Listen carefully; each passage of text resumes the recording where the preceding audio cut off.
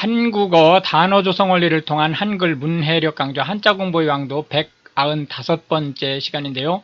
오늘도 우리는 부스 하나를 체크하고 넘어가도록 하겠습니다. 새라는 의미의 조 부인데요. 자기 자신, 즉 새라는 의미의 조자가 조부에 해당하는 대표적인 한자가 되겠습니다. 오늘 이제 첫 번째로 살펴볼 한자는 충자인데요. 가득하다 또는 가득 채우다 라는 의미의 충자가 되겠습니다. 가득하다 또는 가득 채우다. 둘, 셋, 넷, 다섯, 여섯에서 총 6획에 해당하는 한자가 되겠습니다. 가득하다 또는 가득 채우다 라는 의미의 충자가 되겠습니다. 충만하다 하면 가득하다 라는 뜻입니다. 이 충만은 어떤 물질이 용기 안에 가득하다 그런 말로 쓸 수는 있습니다만은 통상적으로 충만은 정신적인 쪽에 더 많이 씁니다. 그러니까 용기라든지 이런 것들이 어떤 정신 자세가 굳건하다 이런 의미로 많이 쓰이고 있고, 이제 기독교 쪽에서는 이제 성령이 충만하다 이런 식으로 이제 표현을 하게 됩니다.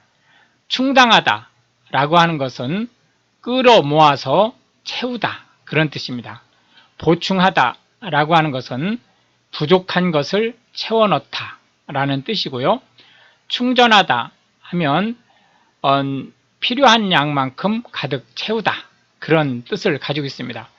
예를 들어서 LPG 가스를 가득 채우다 탱크에 이럴 때 충진이라고 읽으면 안 됩니다.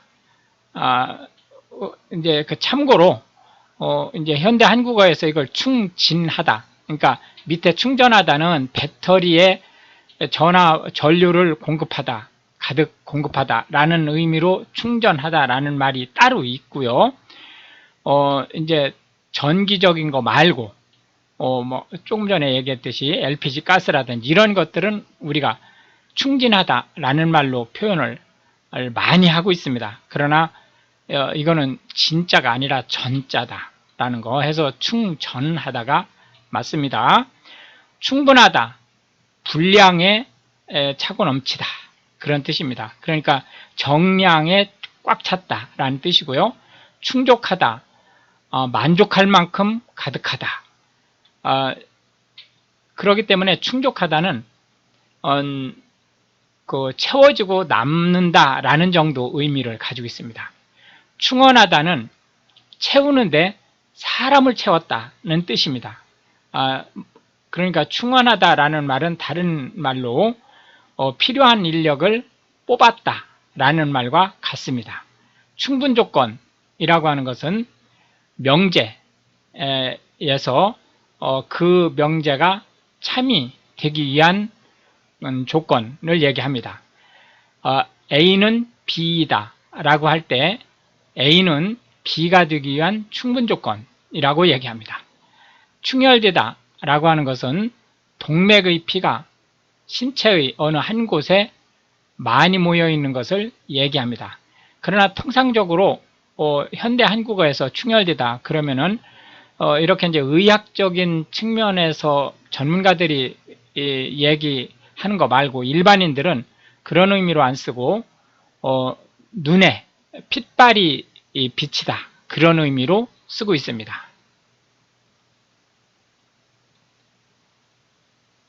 두 번째 살펴볼 한자는 편자가 되겠는데요. 편하다 라는 의미의 편자가 되겠습니다. 이 편자는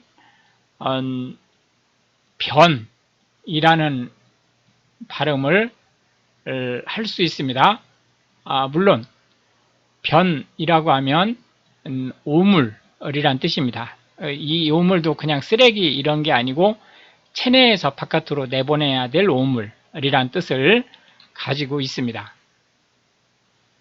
통상 특히 이제 불교라든지 이런 데서는 오물을 배설할 때 아주 편안함을 느낀다라는 철학을 가지고 있기 때문에 변과 편은 일맥 상통하는 부분이 있다. 이렇게 보시면 되겠습니다. 하나, 둘, 셋, 넷, 다섯, 여섯, 일곱, 여덟, 아홉 해서 총 9획에 해당하는 한자가 되겠습니다. 편하다 라는 의미의 편자가 되겠고, 체내에서 바깥으로 배설해야 될 오물이다 라고 할 때는 변이라고 읽는다. 편리하다 라고 하는 것은 무엇인가를 쓰기에 쉽고 간편하다 그런 뜻을 가지고 있습니다. 편안하다 라고 하면 마음이 안정되고 불편함이 없다, 거추장스러움이 없다 그런 뜻을 가지고 있습니다. 불편하다 그러면 이 불편하다는 편리하다의 반대말과 편안하다의 반대말을 모두 가지고 있습니다. 불편하다라는 것 자체가. 그렇기 때문에 불편하다라고 하면 이 편리하다의 반대, 쓰기에 거추장스럽다 이런 뜻을 가지고 있는 반면에, 또 편안하다의 반대로 마음이 어쩐지 좀 찜찜하다. 그래서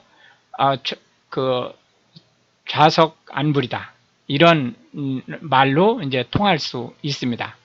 한편이라고 하는 것은 이 한은 순수 한글입니다. 이 편은 한자, 이 편자죠. 똑같은 표현인데요. 뜻은 완전히 달라질 수 있습니다. 한 가지는 한쪽으로는, 그러니까 어떤 쪽에서 이러이러한 흐름이 있는데 한편으로는 저러저러한 흐름이 있다.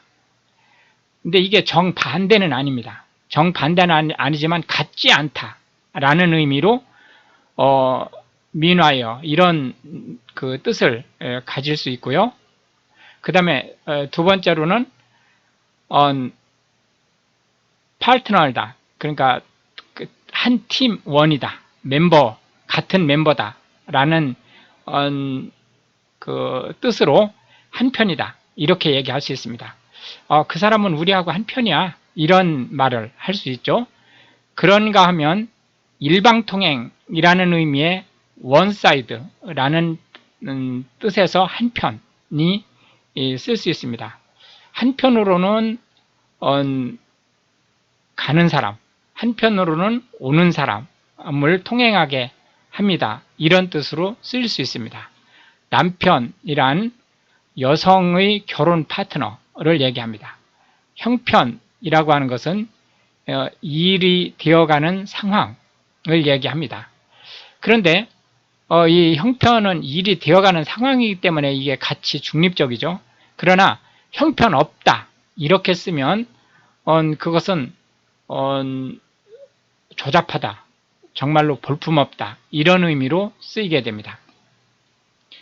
편지라고 하는 것은 우편을 통해서 소식을 주고받는 것을 얘기합니다. 변소라고 하면 화장실을 얘기합니다. 변소라는 말을 지금은 이제 점차 안 쓰고 있습니다. 그러니까 사라져가고 있는 말입니다. 대변이라고 하는 것은 이제 우리가 좀 속된 표현으로 똥을 얘기하는 거고요. 소변은 오줌을 얘기하는 거죠. 마지막 세 번째 한자는 포자가 되겠습니다.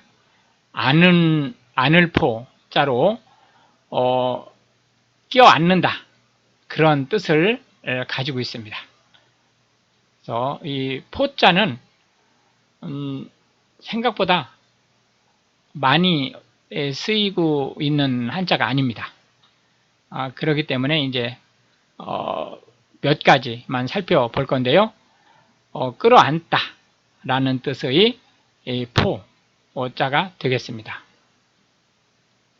앉다 라는 의미의 포자를 보고 계십니다.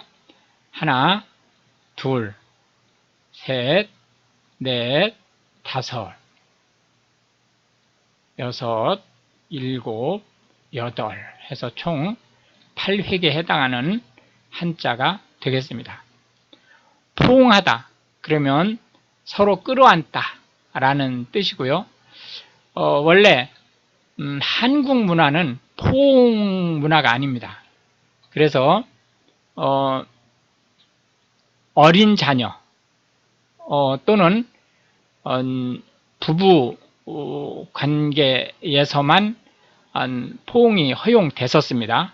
그리고 이제 부부 관계에서도 그 공개석상에서는 포옹을 하지 않는 그런 이제 습관이었죠. 그러나 이제 그 서양 문물이 들어오면서 한국에서도 포옹이 이제 좀 보편화돼 가고 있는 그런 상황이다. 이렇게 보시면 되겠습니다.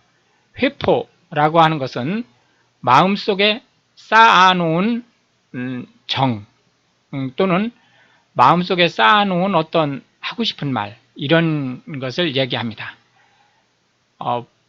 포부라고 하는 요 회자가 이게 뇌우치다라는 회자를 쓰기 때문에 자칫 잘못하면 회포가 상대방한테 뭔가 따져 물을 것 이런 것으로 착각하기가 쉽습니다. 그러나 그게 아니고 하지 못하고 쌓아놓았던 정을 얘기합니다. 그렇기 때문에 회포를 풀다 그러면은 오랜만에 만나서 친구와 오랜 시간을 잡담을 하다 그런 의미로 쓰일 수 있습니다. 포부라고 하는 것은 원대한 꿈, 야망을 얘기하고요. 포주 그러면 성매매를 알선하거나 또는 성매매를 하는 사람들을 관리하는 업무를 하는 사람을 얘기합니다. 포복절도에서 포복은 배를 안고 절도는 넘어지다 그런 뜻입니다. 그러니까 배를 안고 넘어지다 라는 것은 너무나 웃겨서 배꼽을 잡고 한바탕 웃다 라는 뜻을 가지고 있습니다.